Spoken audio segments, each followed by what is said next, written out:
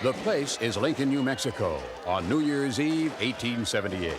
But it might just as well be now, 1988, because 6 of today's top young box office stars have just ridden into town looking for trouble and finding it in an action-adventure that's got more heavy-caliber talent going for it than any other new movie this summer.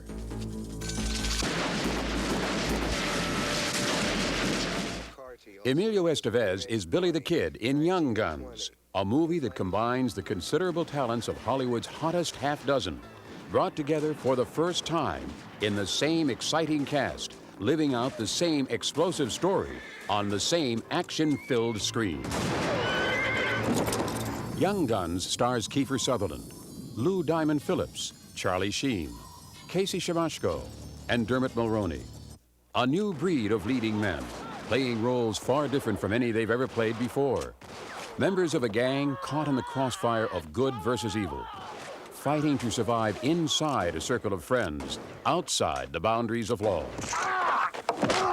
It was probably the finest cast I've ever been involved with. You know, I'm on a collective effort. A really exceptional group of young men, not just as people, but as performers as well. There were no prima donna attitudes on the set. It was a real ensemble feeling. Such a joy to work with such mature guys who are so young. Who are them? They, William? Who are they? They are the boys of the dregs, the flotsam and jetsam of frontier society, if you will. Young Guns tells how a wild but likable 20-year-old drifter turns his lightning skill with a pistol into an American legend. How he's befriended in the beginning by a wealthy rancher and adopted into his cast-off family of young bodyguards. They call themselves the Regulators. Trouble comes when the rancher's ambushed by enemies, and the Regulators are deputized to bring him back alive. But Emilio's character wants to even the score. He emerges as the leader, and the search for justice soon becomes an obsession for revenge. Court adjourned. You better stop believing the newspapers. You ain't no captain, and you sure as hell ain't no Robin Hood. Whatever you say, Dick. In this movie, the hunters are the hunted, chased across New Mexico and cornered in a spectacular shootout that tested the aim, the acting, and the endurance of each and every Young Guns star.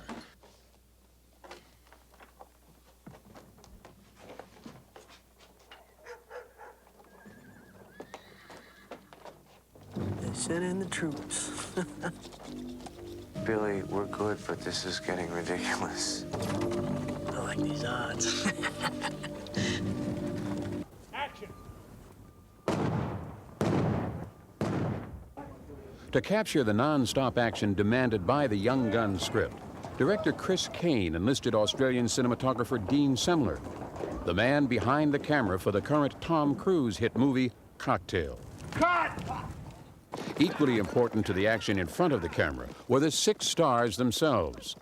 City kids who jumped at the chance to learn the risky business of riding and gun handling from John Wayne's former stunt double, Everett Creech. Charles, you all right? These kids have done almost everything themselves. They eat, sleep, and drink their horses and their guns and their characters. I mean, the guys have really done a good job. There's some things that you have to learn how to do. You have to be able to do them on the screen because the audience is so intelligent today.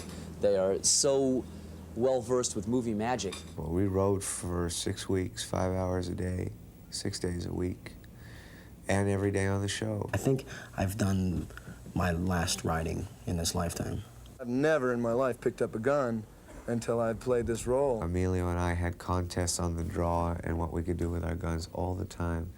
And we used to have horse races and things like that. We used to get in a lot of trouble for it. What the hell's he doing? Young Guns is irreverent and filled with anti-traditional twists.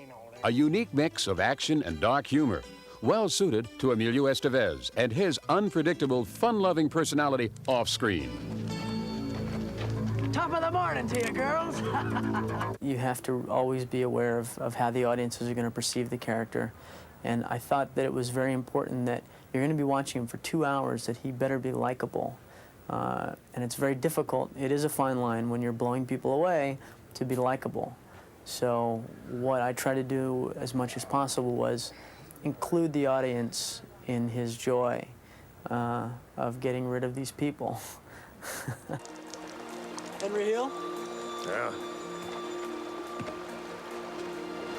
Howdy. By the way, you're under arrest. Startling humor played with heart by a dream cast of actors. In Young Guns, all 6 set aside individual egos and truly did become a close-knit gang of pals. You're dealing with guys that are ego-wise pretty powerful guys. But on this film, they kind of kept each other in check. One guy ego would start to blossom, and the other guy would bust him, you know, right away. What is this, you know? It was very evident at the end of the first week of dailies that there was no problem, that no one character was going to overshadow the other, that every time each of us was on the screen, it was not a competition for who's going to steal the scene. For Charlie Sheen, the Young Guns cast was family. And for older brother Emilio Estevez, too. Till now, they'd never starred in a movie together. It's wonderful to, you know, we've always talked about it and thought about it. And had my brother and I worked earlier on, I don't think we'd have been as comfortable with each other because we're a lot more comfortable with ourselves as actors. Billy, go in there and cut the son of a bitch in half.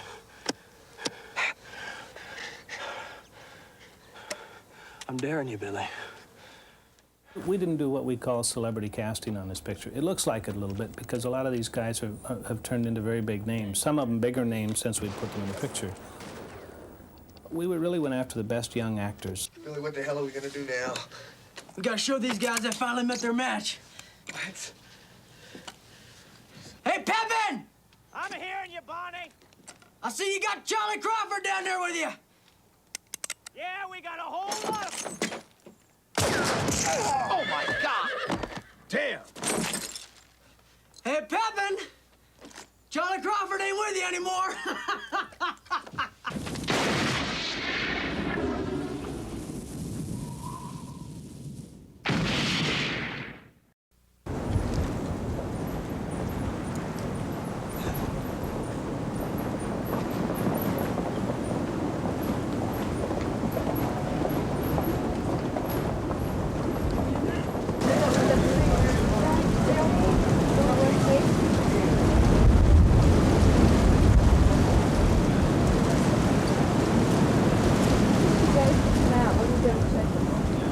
Got some Murphy Dolan's horses up there, plus one boat. Oh, is that right? I wanted to put him up on a horse just to Ride around.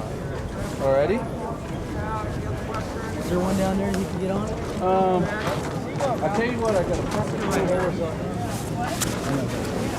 Shot in the back with a sawed-off shotgun by a 12-year-old. That doesn't seem fair. 12-year-old. Well, one of these? Killed? No. I feel right on this corner. And the thing being at the end.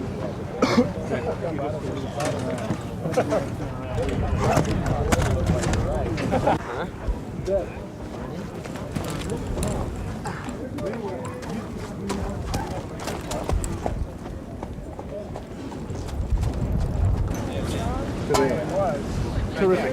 Okay. That'll work well. Okay, thanks, Roger. Thanks, Waldo. Yeah, we have to. Need to come right through there. Thank you. Tomorrow. Okay. And rolling. Speed. Hey, camera mark. 5-6 on your camera, Gary. Action.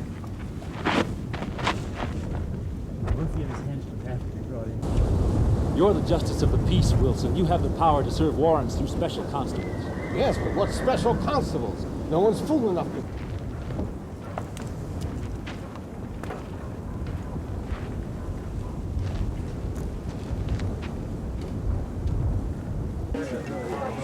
More, please, to Kim.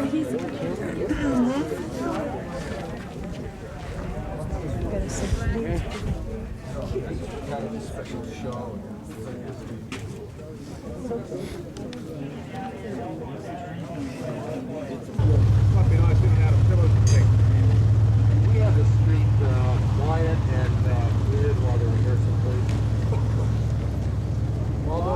Let's kind of get the people back and get them on the floor.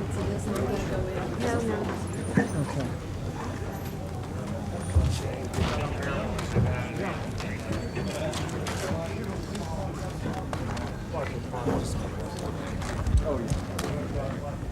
All right, let's clean it out. Do one of these moderators. Let's stretch it way down the far end. Way down the far end.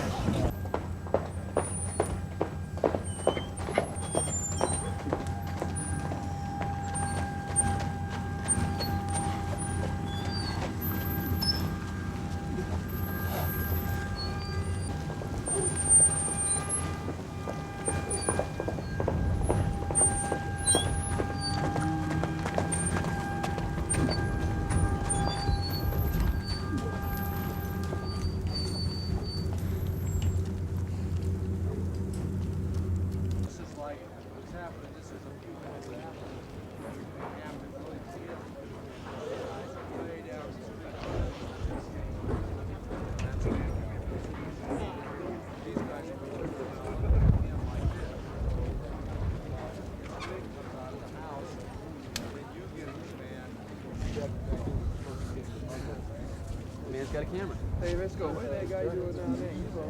Hi, Mom. That's it. Quiet, please. Yep, just take your hand off the gun there for a second, sir, if you would. Too far. Camera right with Casey.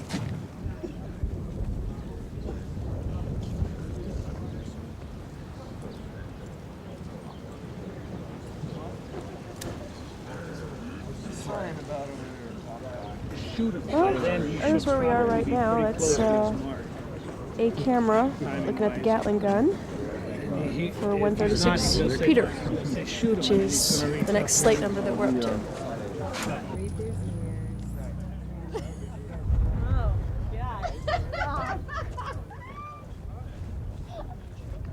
I'm going home this weekend and reporting you behind her.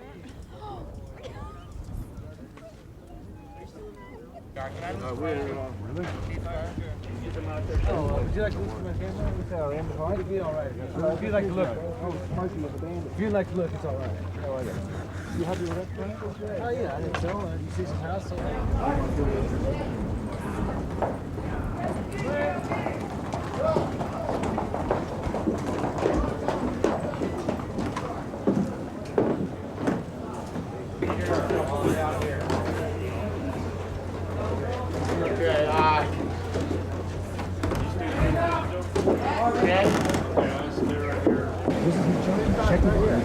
Just whatever, say let him go free. Let him be free. He's not going to die. Die, you dog. Behind your back. Yeah, just... Cut! Cut! Cut it! One, two. Right away. One. Back to one.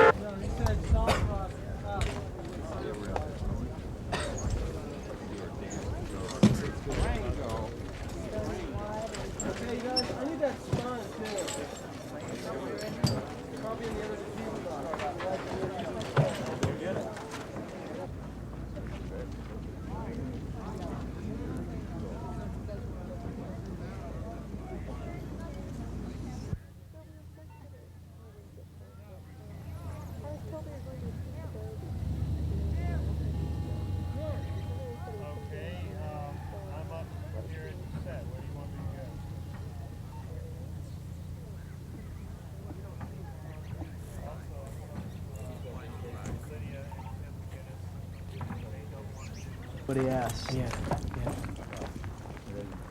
Call it 10. 10 even.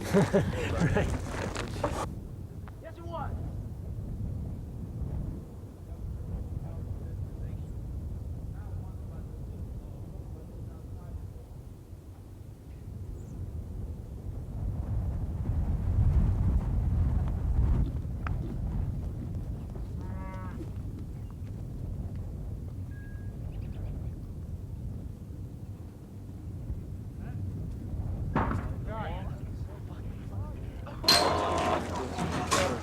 Yeah, Charles, you brute. Charles and Bruce. Bruce. All right, he needs to be back a foot, actually. Huh? Pardon? Needs to be back a foot. He went to jail. Jim, Billy, two comments for Come up. real quick.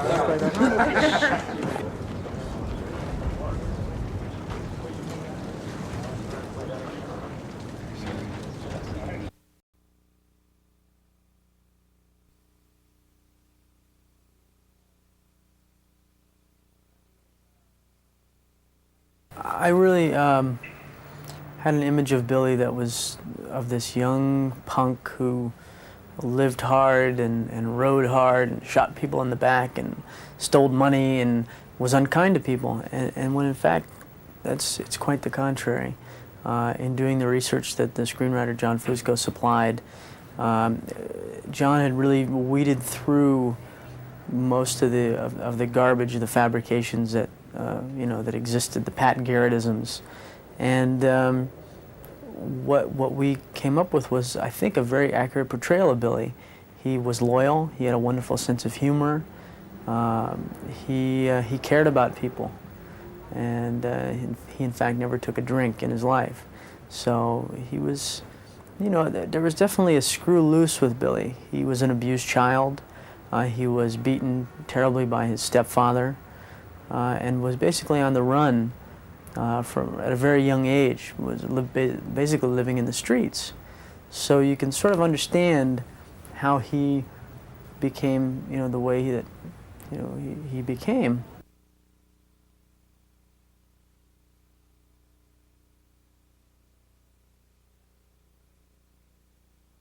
There were two things that I needed to learn how to do for this film. One was horseback riding, and the other was the gunplay. And the old guns were much heavier than modern weapons. So it was a matter of learning how to quick draw, learning how to twirl the guns. It just takes time, like anything. I mean, it takes a lot of dedication. And it's just doing it and sitting there until it's right. No. I mean, there's nothing that you can do that's going to make you any faster. It's just practice and practice and practice until it feels good, until it becomes second nature, as it was to these boys.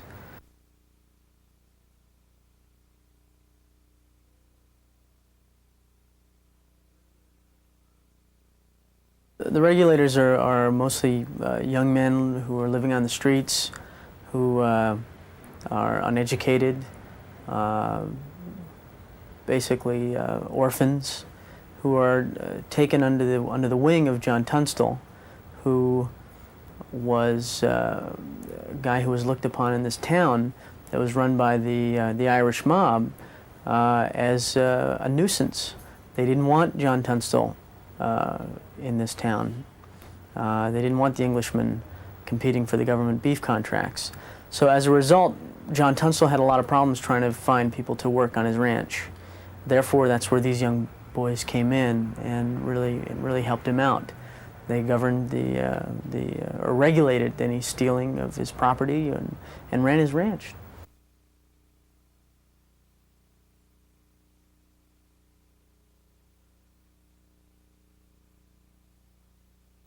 Certainly, we haven't seen a good Western in a long time, and I think this is a good film with good performances, and it's certainly got enough action to keep that part of the movie-going public, excited and interested. Is it a special film? I don't know. We'll see. I mean, it's certainly special for me. And I think it's the first accurate, as I said before, it's the first accurate portrayal of Billy the Kid.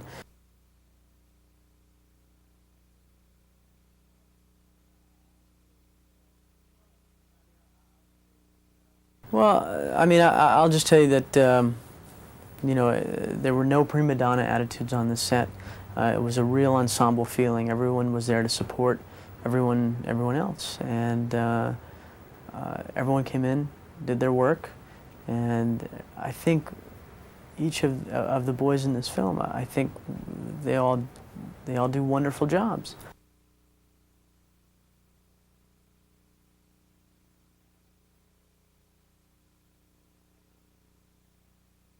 I had an opportunity in this picture for the first time working with my brother, and that was quite an experience. I mean, there was just a point in the film where we sort of looked at each other and said, "Can you believe this?" And very exciting to have that opportunity. I mean, we didn't always get along as boys, as kids, and sort of to have now reconciled our differences and be on a working professional level, there's something to that you almost can't even explain. It's just gives you a certain high and a certain feeling about going to work and feeling good about going to work and working with a family member. It's something that it's pretty special.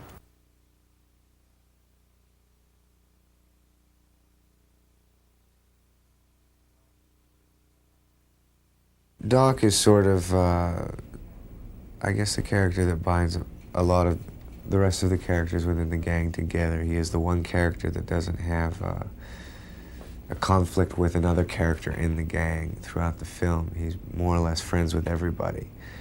He also is the romantic and dreamy kind of character within the piece that is not as rigid or as maybe focused as the other characters. So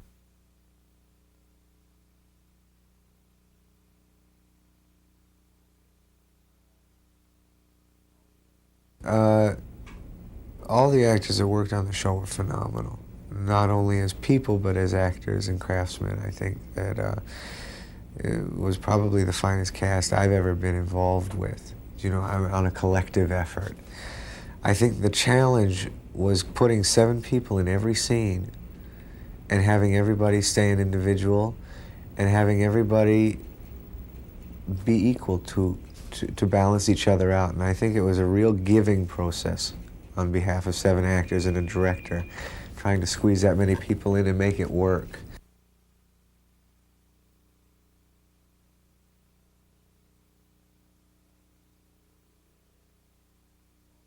It was a real challenge. I think all of us were comfortable. We rode for 6 weeks, 5 hours a day, 6 days a week, and every day on the show. You know, some guys did other things better. There were a few guys on that show that could do mounts that would have impressed any cowboy in the country now, you know. I think the interesting thing about having the 7 actors that we did and all of their desires to do well took on every level. Emilio and I had contests on the draw and what we could do with our guns all the time. And we used to have horse races and things like that. We used to get in a lot of trouble for it. But it was always very competitive, but I mean in a constructive way. So I think it was more of a fun game to us than it was a burden to have to learn how to use the horses or the guns or any of that kind of thing. We actually became 7 years old again, you know.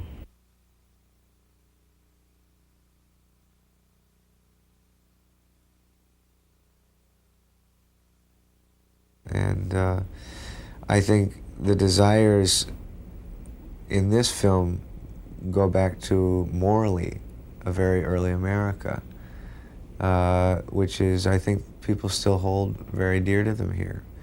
You know, of being very righteous and this is right and this is wrong and my motives for doing this are very pure.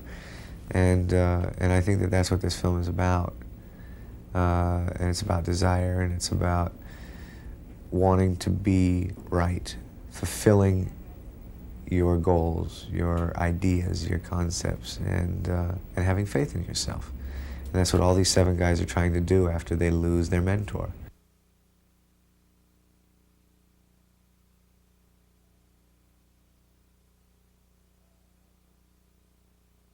I'd wanted to play an Indian for a long time, and Chavez is half Mexican, half Navajo. And he is basically the spiritual leader of the group. The interesting thing is that when the movie begins, he's sort of the outsider among the outsiders. Bigotry and prejudice was as strong as ever in 1878, which is where the movie is set. And Chavez is sort of the ethnic color to the movie. but when the going gets tough, he shows his true colors and really proves to be a very... he also has a wonderful vocabulary, which I don't have at times. But no, he proves to be a very valuable asset to the regulators.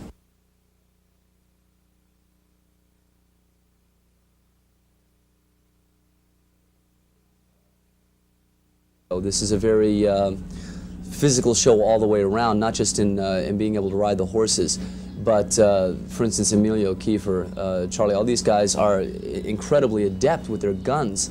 And of course, Chavez's specialty is the knives. And I've thrown the real ones, I've thrown rubber ones, and we do a few pretty dynamic things with twirling them, and they come out of everywhere, basically. I mean, I've got 6 throwing knives on me and my Bowie, which is pretty intimidating. But a lot of that, fortunately, if you are put into the movie or you find out that you are a part of this project early enough, you have the time to work on it.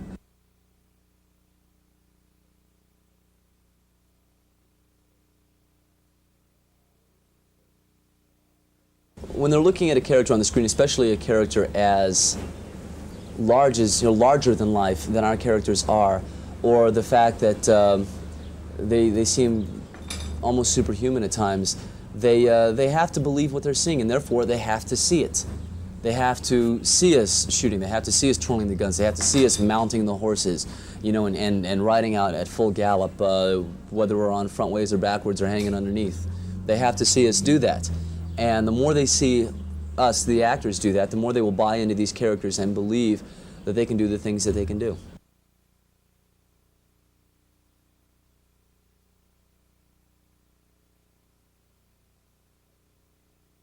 I mean, I remember preparing for this and being in LA and being surrounded by Hollywood and the craziness, and wishing and hoping that we could get out here as soon as possible in Santa Fe, because it's not just the clothes, it's this atmosphere, it's this environment, it's this set. All of a sudden you don't feel silly playing cowboys and Indians. And it's a strange thing. I'm in the makeup all day long, and when I go home and wash my face at night, it's literally an expression change. I can look at myself in the mirror with the makeup on, go down, wash my face off, come up, and there's Lou again. So it's quite a head trip, I guess. You sort of use a strange psychology to get yourself into the character. And as a result, some of the things that I've done before this film, I look back on and you're amazed at, because you tend to be different people. You tend to personify what comes off the page.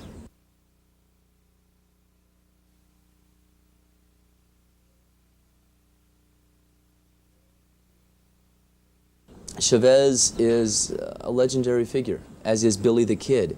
Everybody has ideas about them, and you have a certain responsibility to that. But we also, in this film, are, I think, showing these characters in a different light. People are going to see Billy the Kid like they've never seen him before. They're going to see the West and the people our age being depicted as they've never seen them before.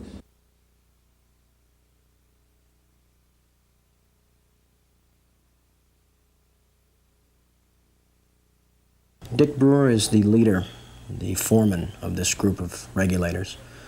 He's a historical character, and he more or less was the voice of morality with this group of young boys that John Tunstall took in off the streets to work his property, to regulate his property and his belongings. And I shouldn't reveal the outcome of my destiny in this film, but it's not pretty. But Dick was he was the leader. He was the man that they turned to in moments of confusion.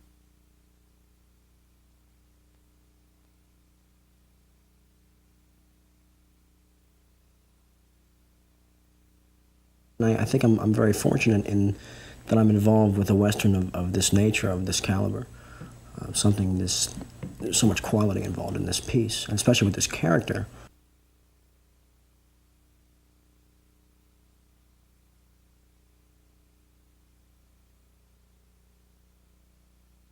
We've always talked about it and thought about it, and had my brother and I worked earlier on, I don't think we'd have been as comfortable with each other, because we're a lot more comfortable with ourselves as actors.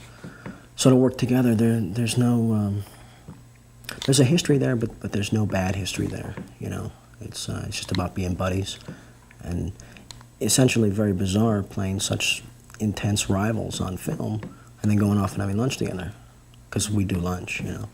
And no, it's wonderful. It's as fun and as fulfilling as it might look from the outside.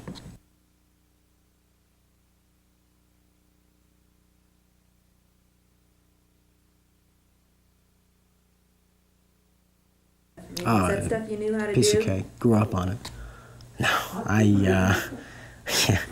No, horses, the government, and swimming in the ocean are three of my biggest fears in life. Not necessarily in that order, but I've kind of adapted to the point where I can put it on film and not look overtly dubious. You know, it's tough. I don't like horses. I don't like them. You know, I've never liked them. And to have to ride. I think I've done my last riding in this lifetime.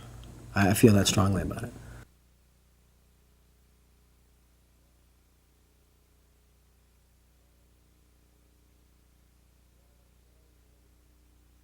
Well, Charlie Beaudry is my character, and he's based in history. There was an actual Charlie Beaudry.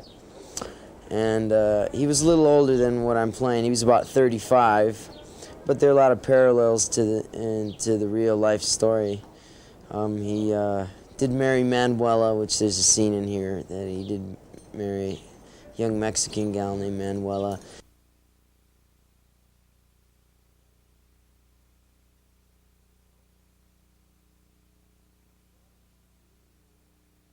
Well, being in a Western certainly is something I've always wanted to do, growing up watching them as a kid, you know. And I got a holster set when I was 7, and I thought that was just the greatest thing. Everybody's running around playing Vietnam. I was playing cowboy. So I would think as an actor, you're really challenged for the physical aspect, first of all, the riding, the shooting, and that, and there's a real range of emotions that you get to play. And plus, I mean, you're outdoors and you're working with the real cowboys that are always around, and you hear stories, and it's just a really rich kind of environment to be in.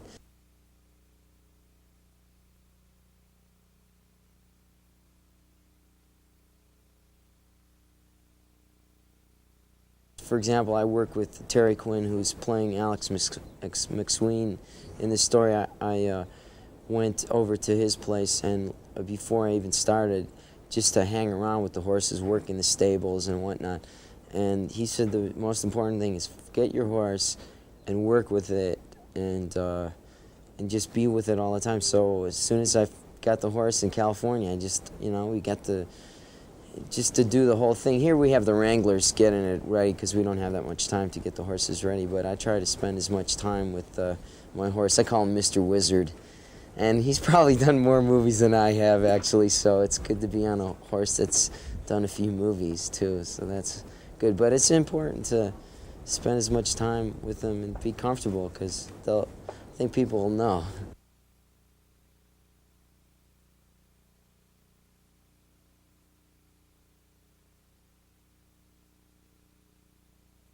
And I've worked with a couple of the actors before, so the more time you spend together, the easier it is to get a feeling for the other actors and working with them. And it's the best group of guys I've ever worked with. It's real easy to work with them, and everybody is very supportive.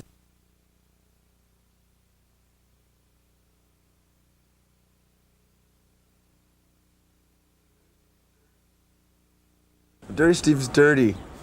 It's really very simple. I mean, it's not like playing a guy named Steve. It's playing a guy named Dirty Steve. It's all right there in the name. What else do you need? I mean, it would have been a pretty bold choice to make him as dirty as he is if it was just Steven Stevens. But it was there for me. It's just given to me. Dirty Steve's, it's like licensed to ill, you know?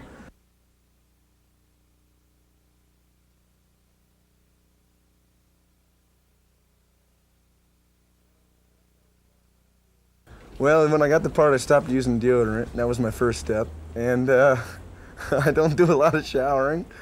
I think I've used maybe 2 ounces of shampoo in 2 months, and as you can see, it's been well worth the hygienic dismissal, you know.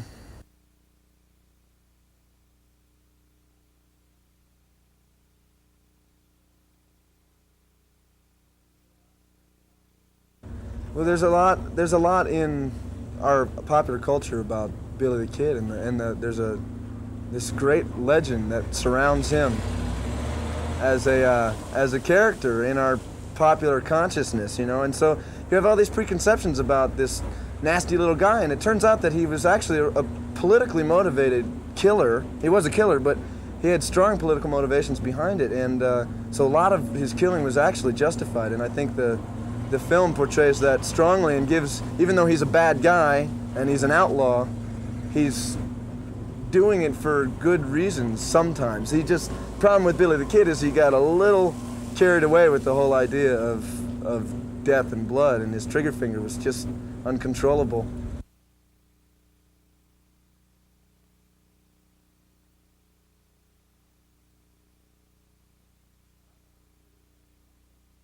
I'm having a great time, and I also love to smile because my teeth are so dirty.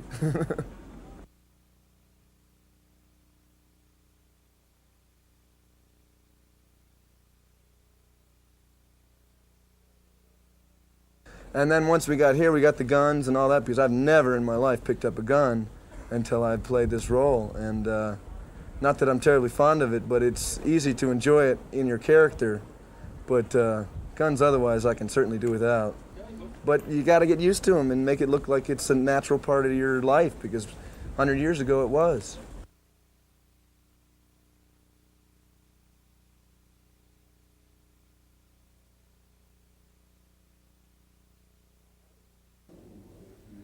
I had always wanted to do a Western because as a boy that was the kind of my staple diet, you know.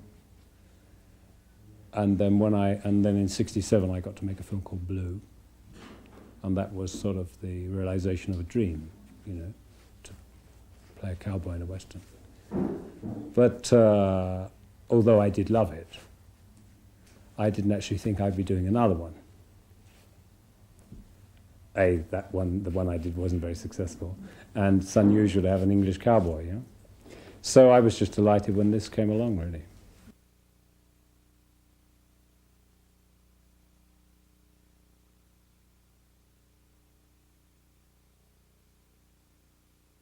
Actors like to do films on location. You know, when you're working in a studio, you're still making a film, but it's more like a job. You know, you kind of go somewhere, you work, you come home. When you make location films, they are by nature much more difficult because you're in direct contact with the elements, and you know, things can go terribly wrong. But it does bring out a kind of an extra energy in a crew and in a cast. That's wonderful. That's what I think most actors would agree, that's filmmaking. You know, that's nearest to the dream that one has about making films when one's a boy.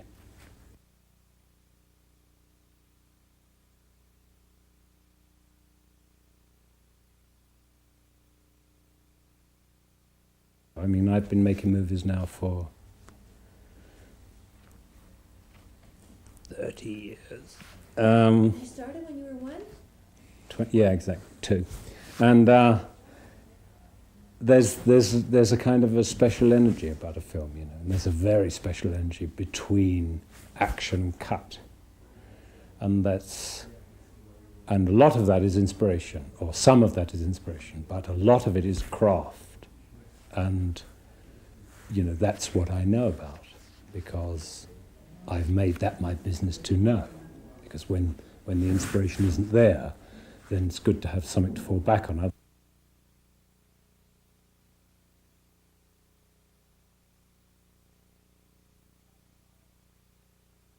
I had no knowledge of Billy the Kid. I didn't know who he was or what he was, other than movies, and there have been a lot of movies made about Billy the Kid, and he's been depicted as most everything. I don't see this as a Billy the Kid historical movie. I did no research on Billy the Kid. I read the script, I liked the story. Whether it's accurate, inaccurate, probably depends a little bit on the point of view. If you were part of the Tunstall gang during the Lincoln County Range Wars, it's certainly accurate. If you were with the Murphy or the other side of the group, I'm sure that who was evil and who wasn't, the point of views are totally different. I saw it as a story, and I saw it as a movie, and that's the movie I made.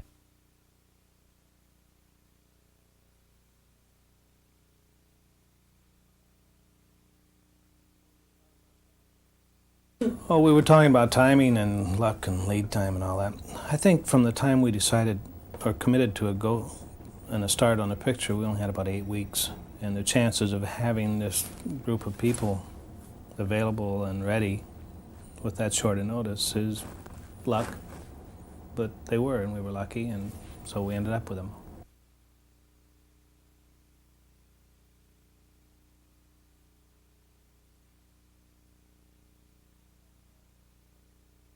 Anytime you have guys that are on the front pages of Time magazine and Newsweek magazine, you know, and you're dealing with guys that are ego-wise pretty powerful guys. But on this film, they kind of kept each other in check. One guy ego would start to blossom, and the other guy would bust him, you know, right away. What is this, you know? So it really never happened. We're also dealing with this particular group of young guys with real bright guys. They're all smart. And they're all talented, and they're all, in their own way, confident and secure within their own talent and their own abilities. They're also very focused and very disciplined guys. All 6 of them. They're there, they're ready, they're in costume, they know their lines, and they've thought the character out, and they've thought out what they're doing. They're really highly polished professional guys. Some of them have an awful lot of experience. For guys that are only, you know, 23, 24 years of age, they've done movies for 5, 6 years, and lots of them back to back. So they're a unique bunch of guys, the 6 kids.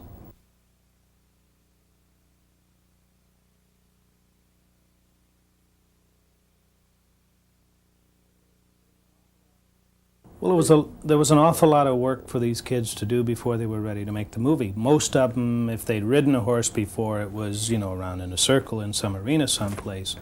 And we wanted them to ride their own horses in this movie. I didn't want to have to shoot doubles all the time. It's emotionally unsatisfying to see your star get on a horse and a double ride off into the sunset. They don't look the same, they don't ride the same, and I want to see their faces when they're riding horses. So they had to learn to ride.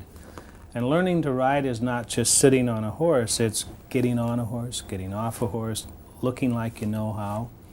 They had to learn how to shoot and carry guns, and these kids don't know how to do that. They didn't come from a time when you carried a gun. Most of them didn't come from areas where you do a lot of hunting, so their knowledge of guns was going into it, you know, like that. Lou had to learn to throw knives and to handle knives. He spins them and plays with them throughout the show, and he throws them. Had to learn how to walk in cowboy boots. With the exception of an occasional weekend, maybe these guys don't wear cowboy boots. Had to learn how to walk with spurs and wear chaps and wear cowboy hats that looked like they belonged on them. And that was done. It was not something that I had to say, go ride the horse, practice, practice, practice. It was something that they did and did well. By the end of the movie, these guys can ride. If there's another movie made, another Western made soon, they should hire them on their riding ability alone.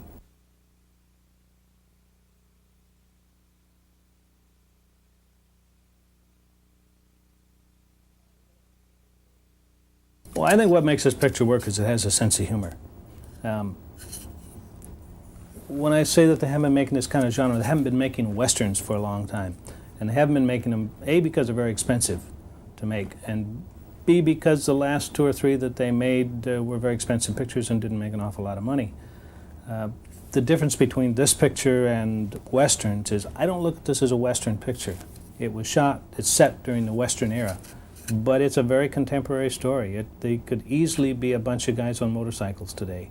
They are a bunch of outcasts, and they're hung together by a glue.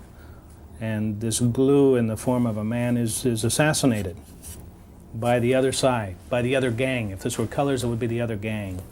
And it becomes a matter of a revenge of sorts, of wanting justice, of wanting satisfaction for this man's assassination. That's a very universal story.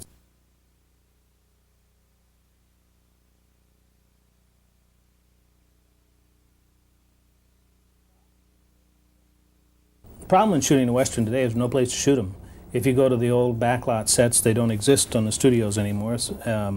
There's a set in Tucson, a Western town set, but it's been used and used and used, and it's been used by commercial filmmakers who come in for a day and they rebuild the structure to a certain period. So it's kind of a bastardized set now in that it has no specific period or specific geographical look to it. It looks like a lot of places over maybe 50, 60 years in terms of the architecture and the construction. The Silverado set is the same thing. It's been used a lot by a lot of different companies for a lot of different movies, so it looks like not a place but a lot of different places. So to find a town to shoot in really doesn't exist. To build a set out in the middle of nowhere tends to look like that. It tends to look like a set. Well, we found this little old Mexican town called Cerrillos in New Mexico. And I guess the thing that it had that was the most intriguing was it had these great old trees that had been there for 100 years or so, and they're all gnarled and twisted. We shot the picture in the winter, so there were no leaves on them, and it makes it look like it's been there a long time. It doesn't look like a town that we constructed for a movie, went in and shot and left. It looks like it's been there for a long time. It had some great adobe walls in it. Problem was it also had telephone lines and meters and electric lines and stuff, which we took down. We basically took the power lines down and buried them,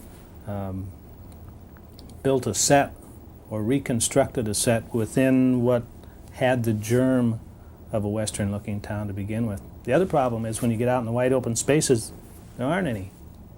There are power lines and highways and roads. The only wide open spaces are 10 or 15 miles off the road, and you have no way to get equipment or people in there. So you have to kind of choose your locations very carefully. That's problematic in shooting a Western.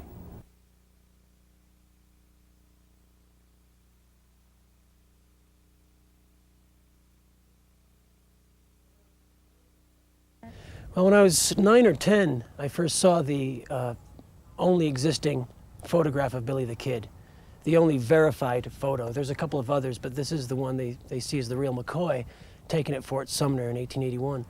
And what struck me about the photo was that this kid, this image, did not correspond at all with the legend of the bandit Samaritan. Johnny Mac Brown, Audie Murphy, Roy Rogers. You know, Billy has always been portrayed as this gallant, dashing, handsome lady killer. And what I saw in this photo was a little 5'5" ferret with a slouch hat on. And that really caught my attention. And I started digging into everything available on the kid. And my collection grew through the years from that point where I was 9 or 10 up until now. And it's now surpassed over 150 different publications, most of them rare and out of print, pertaining to the Lincoln Merchant War and Billy the Kid. And what I found was that he wasn't this legend, that he was something else, and more in the area of a punk in the Old West, a juvenile delinquent. And that's where it all started for me.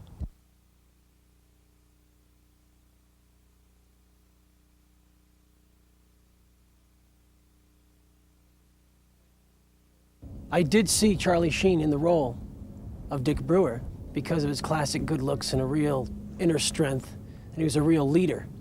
And so he was really the only actor that I did cast already in my mind when I was writing this thing.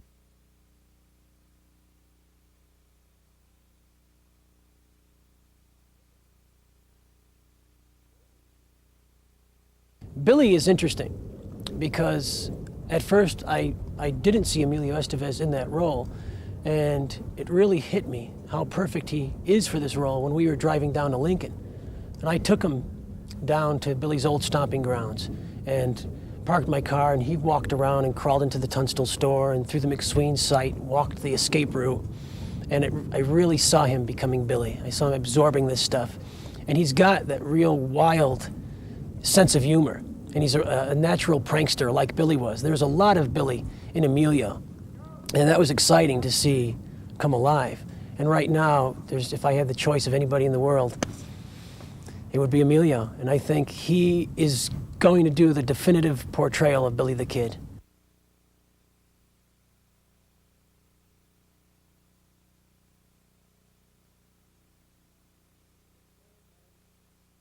I mean, when I was writing this thing, and a writer likes to cast his material when he's working, but you try to be realistic.